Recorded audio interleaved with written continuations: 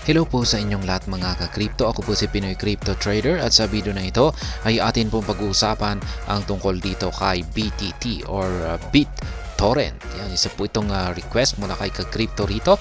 Pero bago po tayo magpatuloy ay nais ko lamang po munang bigyang linaw ang aking disclaimer kung saan ang nilalaman po ng video na ito ay hindi po ito isang financial advice. For education and information purposes lamang po ang layunin nito.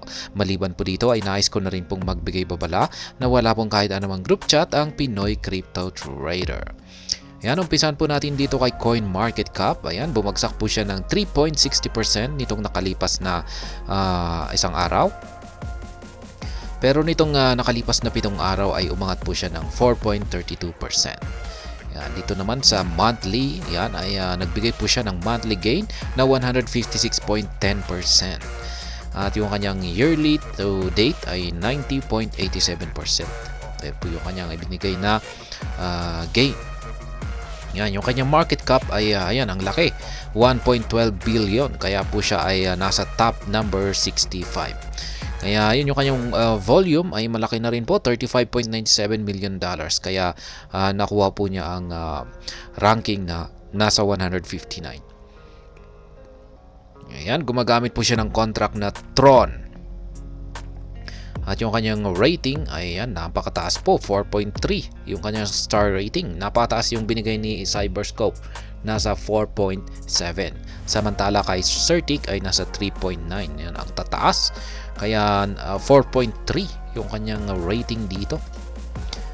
Yan, check naman po yat natin yung kanyang X account. Meron po siyang 623.4 thousand followers. Ang laki.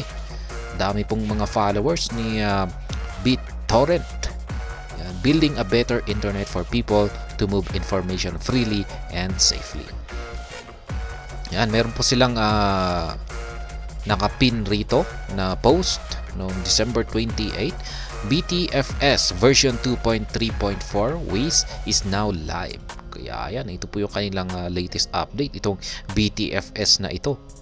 Kaya pala nagpapakita ng magandang performance itong si BitTorrent. At ayan, December 27, yan, may top 10 most voted storage ranking projects. Yan, nakamit po niya yung number 1. Ayan, top 1 po siya dito sa most voted storage ranking project. Ayan, tinalo po niya itong sina Nox FS, si Filecoin, Sia Coin, Chia, Ocean Protocol, Storage, Streamer, Stratos, Ito Protocol. Ayan, siya po ang number 1. Isa po yung matinding achievements para kay BitTorrent. Yan, December 26 naman, according to BTFS scan, the number of total miners on BTFS passed 7.4 million. The total number of contracts on BTFS is 134 million. Kaya yan, version 2.3.4 official version is now in development. Kaya yan, isa po itong magandang balita. Yung tinututukan po nilang projects ngayon ay yung kanilang BTFS version 2.3.4. At yan nga, mukhang nailabas na po nila. Ayan, ito yung kanilang nakapin. Nailabas na po, live na po yan. Kaya isa po itong magandang projects na nailabas po nila. Bagong labas, kaya po siya sumasabog or nagkakaroon ng impact magandang or nagbibigay po ng magandang performance ang market price ni BitTorrent. Ayan, BTT USD, mula po ito sa datos. Ayan, datos mula kay Bitfinex. Nandito po tayo sa kanyang weekly chart time frame. Ayan, kitang-kita naman po natin na ayan, laki po ng kanyang binagsak. Ayan, pero nitong mga base dito sa ating chart na ito ay yan, meron po tayong naabuo rito na support line. Ayan, kasi bumabagsak po siya. At least nagkaroon na tayo ng parang bottom. Ayan, bottom price na po siguro ito. Nasa mga, yan, lagay po natin yung bottom price na resistance natin. Ito po ay nasa yan, 37. Yan, ilang zero ba yan? 2, 4, 6, 0 digits. 37. Ayan, at nakikita po natin kasi rito ay nagkaroon po kasi siya ng breakout dito. Ayan. Kasi meron po tayong mga dating trend resistance line dito. Tapos nakikita po natin dito na nagkaroon siya ng breakout dito noong mga October 23. Ayan, nagkaroon siya ng breakout dito. Tapos dito na po siya nag-umpisang sumabog. Yan, nung mga November 27. Nung lumabas yung ating nung nagkaroon ng pagkakatugma yung ating dalawang indicator dito. Ayan, kitang-kita natin yung ating Hall Street indicator ay nagkulay green.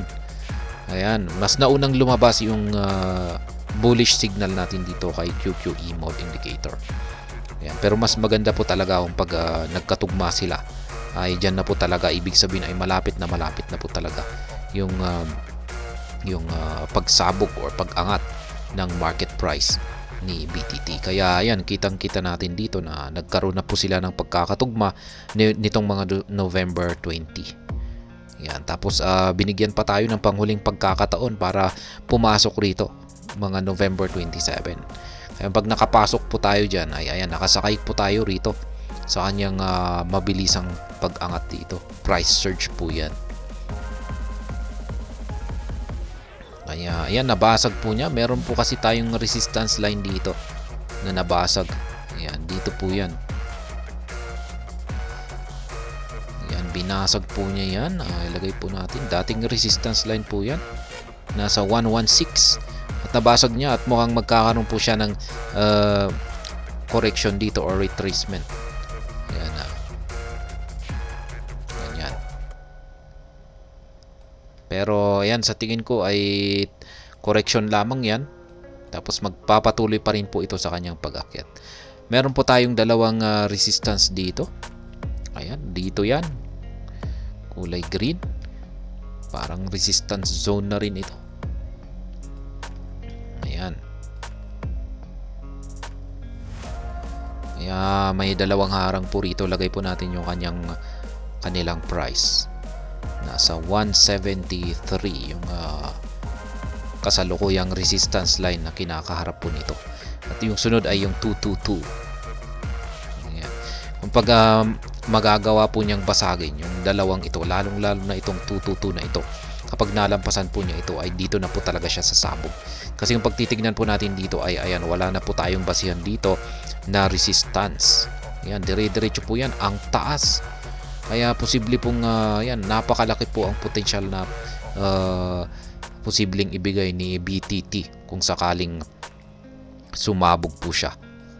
Ayan, ang taas, wala, ang linis. Ang linis, walang sagabal. Kaya kung pag nabasag niya itong 222 ay dyan ko na po masasabi na ayan, magiging maganda yung performance ni BTT. Ayan, pero sa ngayon ay ito muna yung problemahin natin, yung 173. Yan, syempre babasagin niya yan at meron pa yung 222. Kaya ito po talaga yung kaabang-abang yung kanyang pagbabasag dito sa resistance line na 222. Kaya yan, base po sa nakikita ko po ay may malaki pong potential na maibibigay ni BTT. Yan, meron po siyang malaking potential na maibibigay na gain or kita. Yan, kasi ang laki po, biruin po natin ang laki. Ayan, gaano ba? Ayan, palitin nga natin. Ayan. Sobrang ang taas, parang hindi na matapos-tapos yung pag-i-scroll natin. Ayan, pero ganyan po.